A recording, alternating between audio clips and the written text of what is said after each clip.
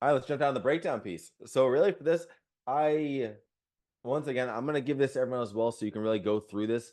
I won't try to go through too much of like just like the every little bit, but just to really hit some high levels for you as well here. So for the intro, really for me, less about what you say and more about how you say it. Right. Once again, I really want to encourage you here not to get lost on what should I be saying in the introduction piece. As if we look here as well at the breakdown, right? Where's the breakdown here? There we go. Right. If that break, this is like the first 10%. So let's use the 33-minute example. Your intro is for 3 minutes, right? So really the goal with this piece is we want to give people some time to hop on. That's really the piece on this side here. It's like yes. And now with that being said, though, we don't want to just sit there and do nothing. That is the biggest thing where I've seen people mess up is I've seen where people, they go live and then it's like they'll be, they'll sit on their phone and then I've seen someone just put their phone on the ground and just kind of wait for people to jump on the live stream. It's like that to me is painful to see because once again, the replay value of it. So that's to me, it's like, how can we do an intro that's really actually effective, efficient, and it's going to help you that much more in the replay, but still give people enough time to hop on. So for here, once again, we want to get people engaging as soon as possible. That's another big goal. So that's why for me, you'll kind of see the how and that I'll get to in a second. But once again, yeah, we just want to make it where that replay value is so good and so powerful. And that's why you just don't want to be sitting there wasting time in the beginning just to have people hop on. So now, how can we get engagement rolling early? Easy pieces is really we want to get people commenting as soon as possible, right? So that's why the little things that I'll ask all the time is like, and really doesn't matter what the questions are. I'm just giving you a list of things that I tend to ask all the time, right?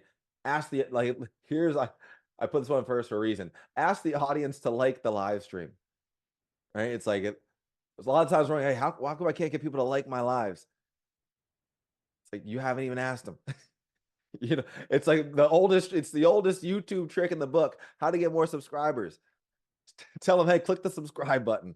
It's the same thing with this side here, right? Ask the audience to like the live stream. Ask the audience, to comment hashtag live or hashtag replay. I put here too, I really would recommend, I like mixing it up. As probably a lot of people see on my live streams there. It's like, because I feel like people say hashtag live and replay all the time. You can just like choose your own word, if you will, there. Like, maybe for Vince's, like, hashtag invincible if you're here watching live, right? It's like, get the brand going, get the community going that much more there. Ask the audience if they can hear you. Ask the audience if they're ready to get started.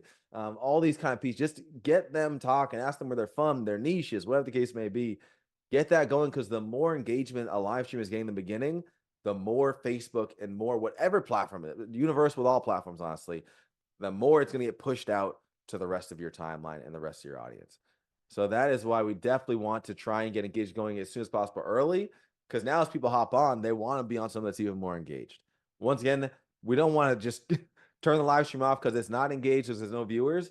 But I promise you right now, if you stay consistent with this stuff, people are going to end up showing up. That's a guarantee. And so now let's just see what we do to keep on building up there as well as we go. Um, so that's really, and then I put here as well too, kind of what to say in the intro, right? These are, like I said, how to get engagement. Another piece is, what to kind of say. So a lot of times, saying, hey, what's going on? Say your name. You can talk about how often you go live. It's like, hey, what's going on, everyone? My name is Justice. I'm here every Wednesday doing these live streams. You can talk about your latest live stream, right? Last week, I did a live stream with Vince. He's a coach in my program here. We talked about relationship marketing. It was great, et cetera, right? Talk about things currently happening in your business that your audience will be interested in. Hey, I just got back from a mastermind out in Arizona last week. It was great. XYZ on this, right? Just like little things that these are things that you can do that aren't sitting there wasting time. And it's like, it's building that authority. It's still building the trust while you're not getting into like the core of today's topic and teaching. Right. And at the same time, you can speak about a high level of like, hey, speak them through what you're about to dive into. What are you going to walk them through? What are you going to be giving them access to? Right. Get them excited a little bit there as well. If it's a case study, you can speak about the clients a little bit. If you're going to be including call to action, a thing that I love to do, especially when maybe doing a call to action, where I'm going to actually be making an offer and or maybe asking someone to say if they want to work with us.